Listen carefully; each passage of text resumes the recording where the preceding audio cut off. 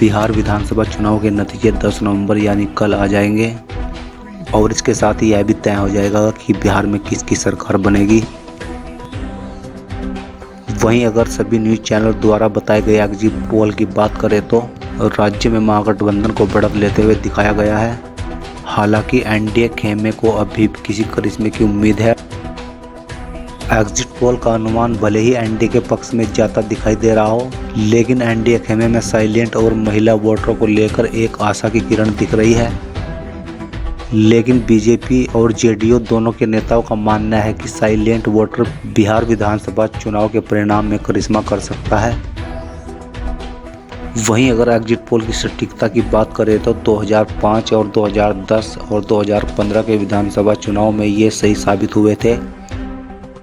2005 में नीतीश कुमार के सत्ता में वापसी की किसी ने अनुमान नहीं लगाया था। 2010 विधानसभा चुनाव के एग्जिट पोल की भविष्यवाणी सही नहीं थी। वहीं विधानसभा चुनाव में एग्जिट पोल में बीजेपी की गठबंधन की सरकार बनने की उम्मीद जताई गई, जबकि गठबंधन को उस बार बम्पर बहुमत मिला था। जेडीयू के बिहार के कार्यकारी अध्यक्ष आकेश चौधरी ने कहा कि 2005 में किसी ने नहीं कहा था कि नीतीश कुमार वापसी करने वाले हैं। 2010 में तिनसुक विधानसभा की भविष्यवाणी की गई थी। 2015 में एग्जिट पोल बीजेपी की सरकार बना रहे थे, इसलिए हमें एग्जिट पोल पर भरोसा नहीं करने के कई कारण हैं।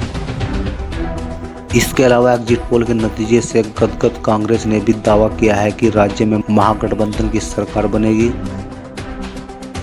आपको बता दें कि 2015 के विधानसभा चुनाव में महिलाओं ने सबसे ज़्यादा 60% वोट की थी।